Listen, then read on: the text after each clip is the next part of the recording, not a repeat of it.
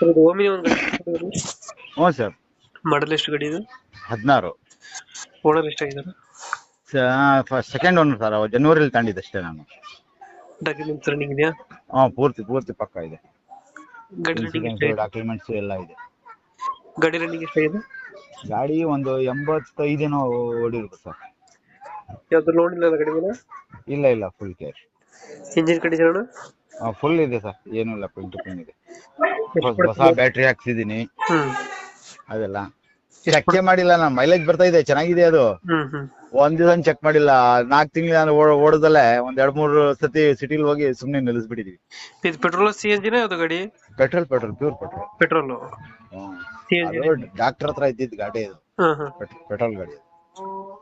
Seating ಎಷ್ಟು ಗಾಡಿ? ಏ ಸರ್, ಸೀಟಿಂಗ್ 8 ಸೀಟರ್. 8 ಸೀಟರ್ ಗಾಡಿ.